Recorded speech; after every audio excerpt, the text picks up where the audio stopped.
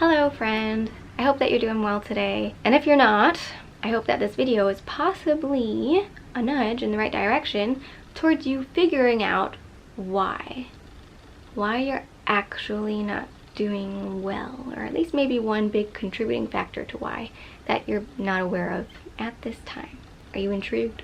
Okay, so the reason why I say that is because I just recently figured out something about myself, about my health, that I hadn't known. That I only figured out through having this issue, and the thing that I discovered just exacerbating it, and me finally being like, oh, this is what the problem is. After trying all of these other things to heal myself, to help myself, it wasn't working because there was still this problem that was like fighting all the healing that I was doing. So I wonder if in sharing this, you guys, anyone out there, anyone watching, may be inspired to take note of something that they're doing that's possibly making it so that all of the healing work that they are doing is just not really mattering, not really making a difference in their life. And if so, maybe you can address that root issue or that bad contributing issue that's not allowing you to heal and actually move forward.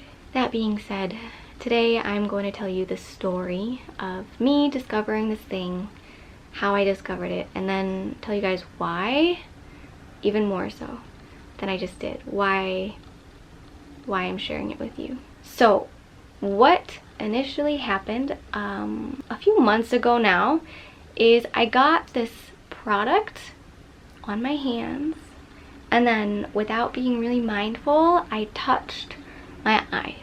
And so I rubbed my eyes, and I woke up the next day with my eyes having this rash, this really bad rash on them. So I had some rest, tried to let it heal, but I kept facing this issue, this complication where my eyes would heal, and then I'd wake up one day and my eyes would be just massively puffy. My eyes have always gotten pretty puffy, as well as just my whole face and body. Like I feel like not a consistent person in how I feel, my energy levels, and how I look. And I think I've discovered at least one big reason why. I'll get there. But I would wake up and this wasn't like normal puffiness that I would usually have. Because I had a wound on my eyes became the size of like golf balls and just red. Initially, I felt really shameful about that, but I have grown into thinking like, I shouldn't be ashamed about this. This is a wound. This is a wound. Why am I ashamed about something that is hurt on my body? That's not nice. So I didn't feel shame, but this would happen again and again and again, continuously over the last couple months. I would heal some and then wake up one day and my eyes would be really puffy, and that would just really irritate the wound that was trying to heal and kind of make the healing just have to start over from the very beginning, which is why I started to get like just frustrated and down. Like, why is this happening? So I started connecting patterns a little later on, but before I did that, I went to see a doctor. My doctor, who I've been seeing for a long time, he knows me. He gave me some medicine. The medicine helped really quickly. It sped up the healing, but alas, I would still wake up some days with my eyes so puffy, and I didn't know why. I didn't know what was causing the puffiness. So one day I found the hint of an answer, like a hint to what the answer is, and that was through touching Lucy, my kitty, and then not being super mindful again, because I can't learn my lesson once and then move forward having just it in the bag, like, oh, I got this, I got my lesson learned, I'm gonna change my life now. I gotta learn things a couple times sometimes. Anyways, I touched Lucy, touched my eyes, and my eyes got puffy. And I've known this forever, that I have allergies to a lot of different things, and inflammation as a reaction to allergies So this was an allergic reaction. I'm like, oh, okay, I'm allergic to the cats. I'm allergic to something. Maybe this is just a bad year for allergies, and that's making it really hard for me to heal. Maybe I should take some Benadryl as well as this other medicine. Doc, is that okay? Yeah, it's cool. Cool. But being super mindful to not touch the cats, not, even touch my hair, keep my hair on my face, like wear my glasses, don't do any of the things, be super careful, Allison. I would still wake up some days and my eyes would be really puffy. So, are you guys like, what is the problem? What is the problem already? Tell us. Yeah, that is how I felt for a long time. And like other things were obviously affected. Like this impacted my life because I didn't want to show up on YouTube looking sick. Just how I felt about myself and like looking people in the eye and really connecting in like a close, intimate way because like, don't look at me. I guess a little hints of shame still. So, do you guys want to know what I discovered? Drumroll, please. I discovered that I am lactose intolerant. Ta-da!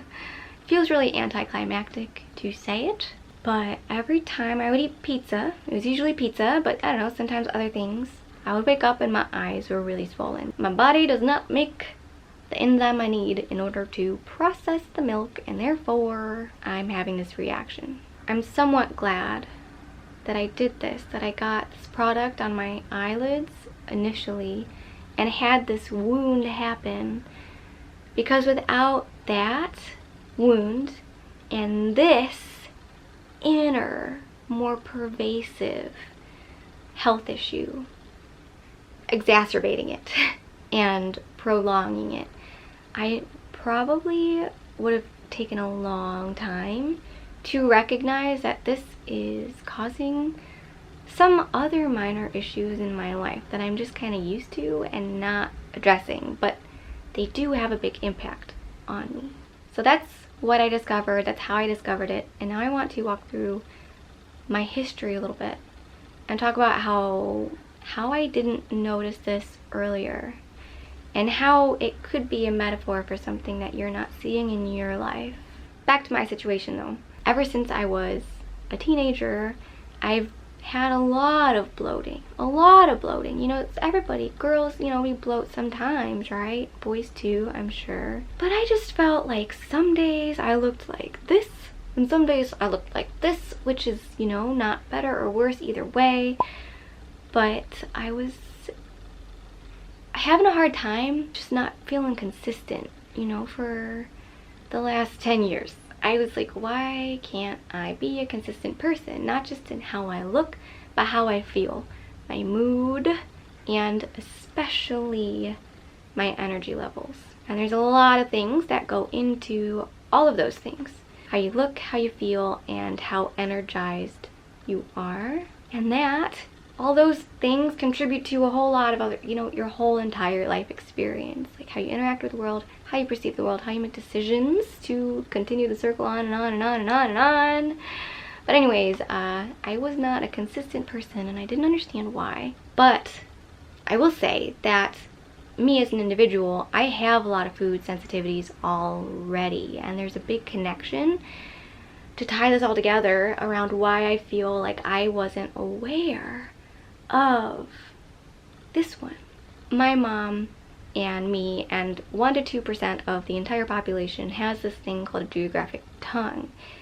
And growing up, it started to, get worse, and I was like, Mom, is there anything that I can do to make the pain less?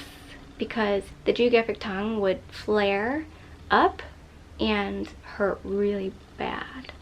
And my mom said, no, there's nothing. You just gotta live with it. And then, as a teenager, I realized there was a pattern. There was actually a pattern to, if I ate acidic things like salad dressings that you buy at the store, and certain fruits like apples, strawberries, raspberries, lots and lots of different things. It would hurt my tongue. So I already have a lot of things that I kind of can't eat.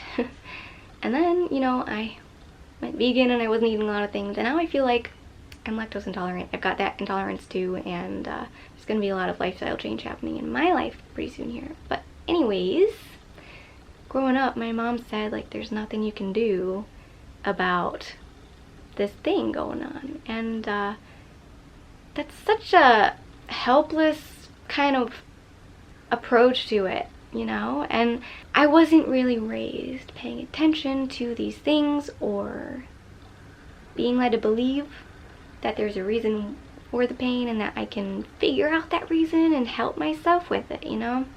So that's what I'm comparing to this dairy situation, is that I had been bloating and energy fluctuating and mood fluctuating and not addressing something like this, not realizing that maybe something that I'm ingesting is the issue. And this is where I'm going to make a metaphor out of this whole situation for you to possibly apply to something in your life. I tried a lot of different things, like not using any products on my face because I thought maybe I was allergic to some topical product. And I don't know, I thought the cats were the allergy. I thought I just needed to rest. I thought I needed more water. Yeah, that's great. But the biggest problem was something that I was actually ingesting. So all of the topical treatments, all of the different healing things that I tried to take away or incorporate to help myself, they weren't solving the problem, because the problem was something deeper. And so this isn't necessarily something that you're eating, but I think that this metaphor could also apply to relationships. Toxic relationships impair our clarity in how we think, even how much we're able to think, our connection to the past and the future with the present, integration, and grounding our grounded mindfulness of being in the present moment without being like somewhere else in your mind, or I don't know, angry. It impairs our decision making. It impairs how we trust others and relate to others in our other relationships, and how confident we feel in achieving our dreams, going into our career fields of choice.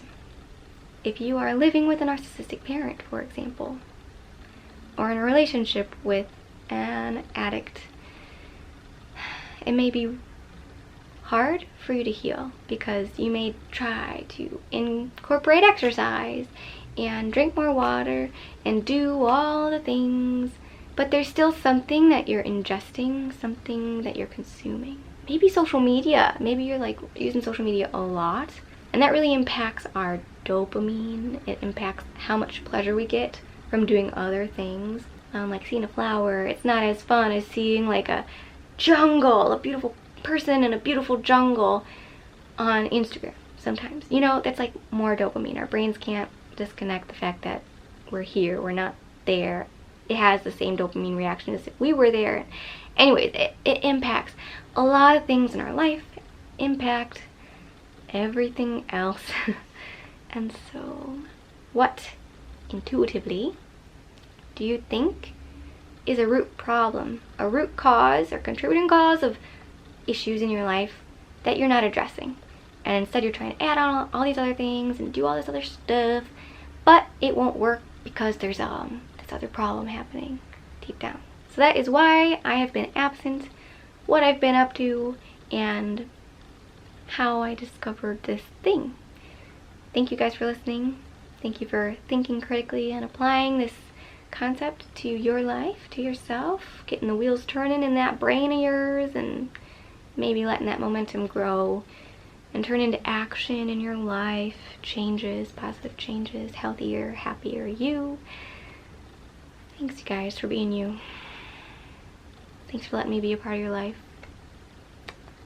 I hope that you have a good one today, and I'll see you next time. Peace.